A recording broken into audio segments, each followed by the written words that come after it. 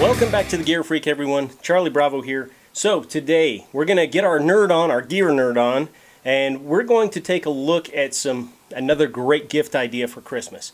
So if you're like me, you want something cool in your stocking.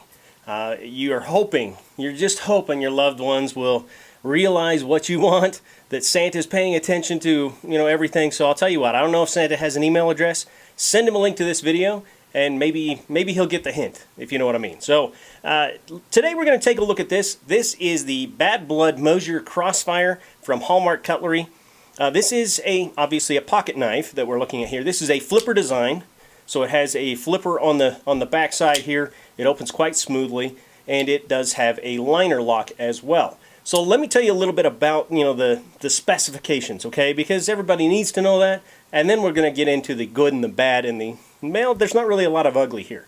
So the blade is a Tanto profile. It does have a clip point, and it has a plain edge. Now the grind on it appears to be somewhat of a kind of a shallow hollow grind, so that's going to make it a lot sharper, but it's going to wear a little bit faster. That's just the nature of having a hollow grind. That's just the kind of the way it goes. You can get a lot sharper than a typical grind or a flat grind. However, it is going to wear a little bit faster. Now, the steel in this is a foreign made knife, so this is made out of foreign steel. This is an 8 CR14 MOV, which is similar to an AUS 8 stainless steel that people are used to seeing from out of Japan.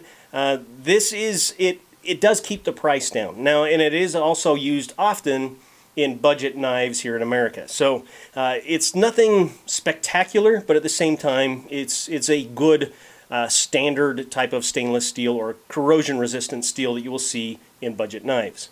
The handle is made out of G10, and it is layered G10, and it is sculpted. It's actually sculpted quite well. There's no nicks in it. There's no string sticking out or anything like that. It's exactly what you would expect. That they mirrored the left and right pretty much perfectly, dead on. I'm sure that's all CAD design type of stuff there. But it is quite comfortable. It looks like it's going to have some sharp points on it, but it really doesn't at all. It's quite smooth, and at the same time, it does provide a little bit of grip.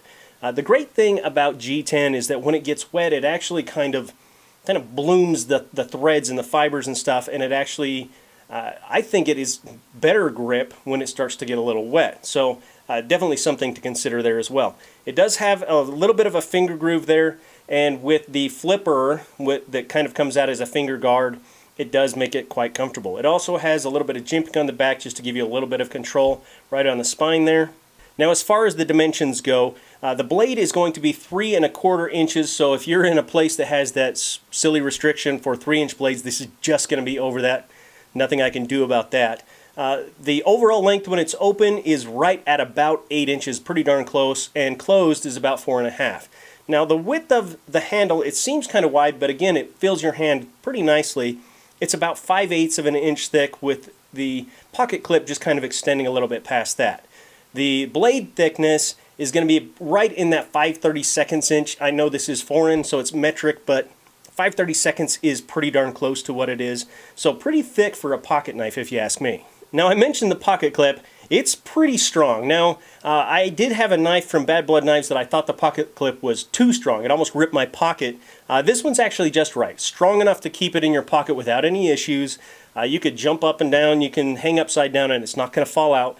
But it's not going to rip your pocket open trying to, take the knife out of your pocket or anything like that.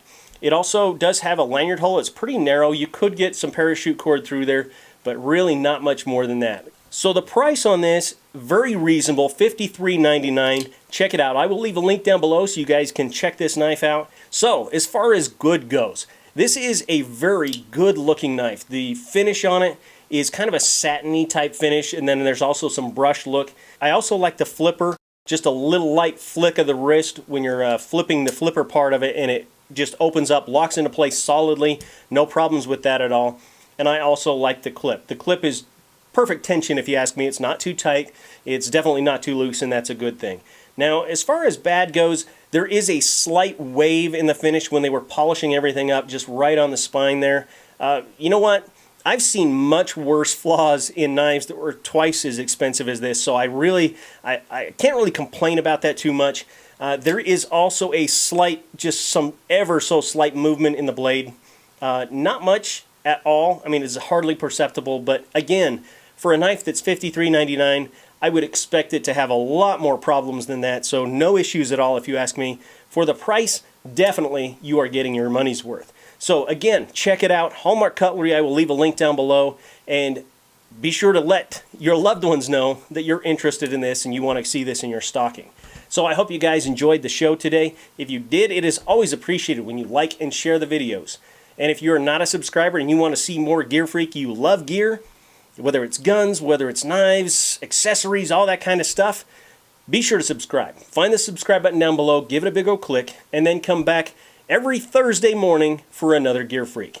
As well as every Saturday evening, we have the Saturday Sit Rep, where we talk about guns and politics and the Second Amendment and lots of things like that, as well as people using their firearms for self-defense.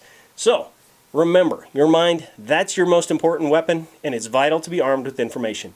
Until next time, take care and be safe. Charlie Bravo, out.